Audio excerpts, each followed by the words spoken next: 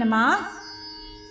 ಹಿಂದಿನ ಅಧ್ಯಾಯದಲ್ಲಿ ಗುರುಚರಿತ್ರೆಯ 5ನೇ ಅಧ್ಯಾಯದಲ್ಲಿ ನಾಮಧಾರಕನಿಗೆ ಸಿದ್ಧ ಮುನಿಗಳು ಗುರುಗಳಾಗಿರ್ತಕ್ಕಂಥ ಶ್ರೀಪಾದ ಶ್ರೀವಲ್ಲಭರ ಅವತಾರದ ಕಥೆಯನ್ನ, ಭಗವಂತನು ದತ್ತ ಮಹಾರಾಜನು ಶ್ರೀಪಾದ ಶ್ರೀವಲ್ಲಭರ ರೂಪದಲ್ಲಿ ಹೇಗೆ ಅವತರಿಸಿದರು, ಆ ಬಾಲ್ಯದಲ್ಲಿ ಅವರು ಹೇಗೆ ಜನರನ್ನೆಲ್ಲ ವೇದಗಳನ್ನು ಹೇಳಿ ಅಚ್ಚರಿಪಡಿಸ್ತಿದ್ರು, ಆ ವಿಚಾರಗಳನ್ನೆಲ್ಲವನ್ನು ತಿಳಿಸಿ ಅಲ್ಲಿಂದ ಮುಂದೆ ತಾಯಿಗೆ ಆಶೀರ್ವಾದವನ್ನು ಮಾಡಿ ಶ್ರೀಪಾದ ಶ್ರೀವಲ್ಲಭರು ತಮ್ಮ ತಪಶ್ಚರ್ಯಕ್ಕೆ ಧ್ಯಾನಕ್ಕೆ ಪ್ರಯಾಣವನ್ನು ಬೆಳೆಸ್ತಾರೆ ಎಂಬತಕ್ಕಂಥದ್ದನ್ನು ಹೇಳಿದರು.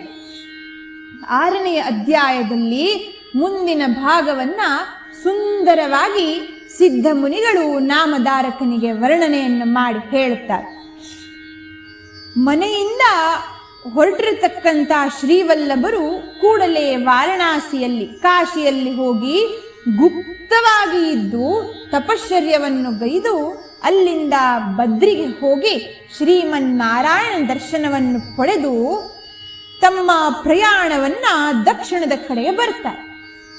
ದಕ್ಷಿಣದಲ್ಲಿ ಗಣಪತಿಯಿಂದ ಸ್ಥಾಪನೆಯಾಗಿರ್ತಕ್ಕಂಥ ಲಿಂಗದ ಜಾಗ ಇರತಕ್ಕಂಥ ಗೋಕರ್ಣ ಕ್ಷೇತ್ರದಲ್ಲಿ ಭಕ್ತರನ್ನು ಉದ್ಧಾರ ಮಾಡುತ್ತಾ ಸಮಯವನ್ನು ಕಳಿಬೇಕೆಂಬುದಾಗಿ ತಮ್ಮ ವಾಸ್ತವ್ಯವನ್ನು ಹೂಡುತ್ತಾರೆ. ಈ ವಿಚಾರವನ್ನು ಹೇಳಿದಾಗ ನಾಮಧಾರಕನು ಸಿದ್ಧ ಮುನಿಗಳಿಗೆ ಅಲ್ಲಿಯ ಆ ಕ್ಷೇತ್ರದ ಮಹಿಮೆಯನ್ನು ವಿವರಣೆಯಿಂದ ಬಹಳ ವಿವರಿಸ್ತವಾಗಿ ತನಗೆ ತಿಳಿಸಬೇಕು ಎಂಬುದಾಗಿ ಪ್ರಾರ್ಥನೆಯನ್ನು ಮಾಡುತ್ತಾರೆ. ಆ ವಿವರಗಳನ್ನು ನೀಡುವಾಗ ಸಿದ್ಧ ಮುನಿಗಳು ಹೇಳುತ್ತಾರೆ, ಹಿಂದೆ ತ್ರೇತಾಯುಗದಲ್ಲಿ ಪೌಲಸ್ತ್ಯ ಎಂಬತಕ್ಕಂಥ ಋಷಿ ಮತ್ತು ಅವನಿಗೆ ಒಬ್ಬಳು ಪತ್ನಿ ಇದ್ಲು, ಕೈಕಸಾದೇವಿ ಎಂಬತಕ್ಕಂಥವಳು. ಅವರಿಬ್ಬರು ತಮ್ಮ ಮರಣದ ನಂತರ ಕೈಲಾಸಕ್ಕೆ ಶಂಕರನ ಪಾದವೇ ಸೇರಬೇಕೆಂಬುದಾಗಿ ತಪಶ್ಚರ್ಯವನ್ನ ಗೈತಾ ಇದ್ರು. ಪ್ರತಿನಿತ್ಯ ಶಿವಲಿಂಗಕ್ಕೆ ಅಭಿಷೇಕಗಳು, ನಾಮಸ್ಮರಣೆ, ಜಪ, ತಪ, ನೇಮ ನಿಯಮಗಳನ್ನೆಲ್ಲವನ್ನ ಆಚರಿಸ್ತಾ ನಮ್ಮ ಪೂಜೆಗಳನ್ನು ನಡೆಸ್ತಿದ್ರು. ಆ ಪೂಜೆಗಳನ್ನು ನಡೆಸುವಾಗ ಅದೊಂದು ದಿನ ಕೈಕಸಾದೇವಿಗೆ ಲಿಂಗಗಳು ಸಿಗಲಿಲ್ಲ ಪೂಜೆ ಮಾಡಲಿಕ್ಕೆ. ಪೂಜೆ ನಿಲ್ಲಿಸಬಾರದೆಂಬುದಾಗಿ ಸಮುದ್ರ ದಡದಲ್ಲಿಯೇ ಸಿಕ್ಕಂತಹ ಮರಳಿನಿಂದ ಲಿಂಗವನ್ನ ತಯಾರು ಮಾಡಲಿಕ್ಕೆ, ಸೃಷ್ಟಿ ಮಾಡಲಿಕ್ಕೆ ಪ್ರಯತ್ನ ಪಡ್ತಾಳೆ. ಎಷ್ಟೇ ಪ್ರಯತ್ನ ಪಟ್ಟರೂ ಆ ಸಮುದ್ರದ ನೀರಿನ ಅಲೆಗಳಿಂದ ಅಥವಾ ಆ ಕಟ್ಟರ ಆಕೃತಿ ಸ್ಥಿರವಾಗದೆ ಭಿನ್ನವಾಗ್ತಿತ್ತು. ಬಹಳ ದುಃಖವಾಯಿತು ಆ ತಾಯಿ ಕೈಕಸಾದೇವಿ. ಪೂಜೆಗೆ ಅಡ್ಡಿ ಆಗ್ತದೆಯಲ್ಲ ಅಂತ ಪ್ರಯತ್ನ ಪಡುವುದನ್ನ ಅವರ ಪುತ್ರನಾಗಿರ್ತಕ್ಕಂಥ ರಾವಣನು, ಶೂರಾದಿ ಶೂರ ವೀರ ಶಂಕರನ ಪ್ರೀತಿಯ ಭಕ್ತನಾಗಿರ್ತಕ್ಕಂಥ ರಾವಣ ಬಂದು ಕೇಳ್ತಾನೆ, ತಾಯೇ ಯಾಕಾಗಿ ಈ ಪ್ರಯತ್ನವನ್ನು ಪಡ್ತದೆ? ಆಗ ಆ ಸಮಯದಲ್ಲಿ ಕೈಕಸಾದೇವಿಯು ಶಂಕರನನ್ನ ಪ್ರಾಪ್ತಿ ಮಾಡಿಕೊಳ್ಳಗೋಸ್ಕರವಾಗಿ ವ್ರತಾಚರಣೆಯನ್ನು ನಾವು ಮಾಡುತ್ತಿದ್ದೇವೆ, ಈ ಲಿಂಗ ಕಟ್ಟಲಿಕ್ಕೆ ಸಾಧ್ಯವಾಗಲಿಲ್ಲ ಎಂದರೆ ಇಂದಿನ ಪೂಜೆ ಭಂಗವಾಗ್ತದೆ ಎಂಬುದಾಗಿ ದುಃಖಿಸ್ತಾ ಇರತಕ್ಕಂಥ ಸಮಯ ಆ ರಾವಣನಿಗೆ ಬಹಳ ದುಃಖವಾಯಿತು, ಸಿಟ್ಟು ಬಂತು.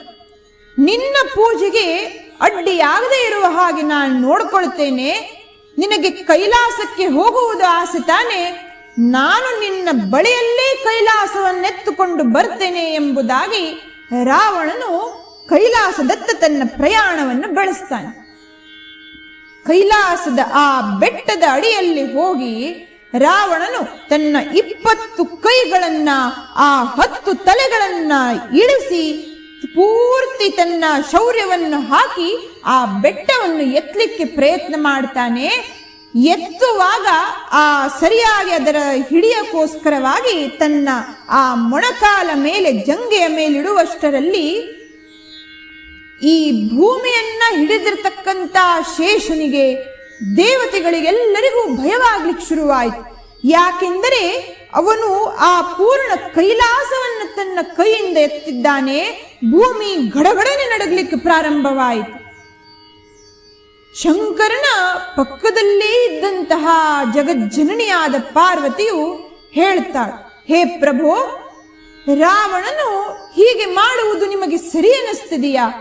ಎಲ್ಲರಿಗೂ ಅವನ ಸುಖವನ್ನು ಅವನು ಪಡಿಲಿಕ್ಕೋಸ್ಕರವಾಗಿ, ತಾಯಿಯನ್ನು ಸಂತೋಷಪಡಿಸೋಗೋಸ್ಕರವಾಗಿ ಎಲ್ಲರನ್ನ ಹಿಂಸಿಸುತ್ತಿದ್ದಾನೆ. ನೀವಿದನ್ನು ನೋಡಬಾರದೆ ಎಂಬುದಾಗಿ ಹೇಳಿದಾಗ ಸತಿಯ ಮಾತನ್ನು ಕೇಳಿದಂತಹ ಆ ಶಂಕರನು ತನ್ನ ಕಾಲಿನ ಆ ಹೆಬ್ಬೆರಳನ್ನು ಒಮ್ಮೆ ಒತ್ತಿದ ಕ್ಷಣ ರಾವಣನು ಆ ಬೆಟ್ಟದ ಕೆಳಗೆ ಪೂರ್ತಿ ಅಪ್ಪಚ್ಚಿಯಾಗಿಬಿಟ್ಟ. ಅವನಿಗೆ ಆಗ ಅರಿವಾಯಿತು, ನಾನು ಮಾಡಿರತಕ್ಕಂಥದ್ದು ಎಷ್ಟು ತಪ್ಪು.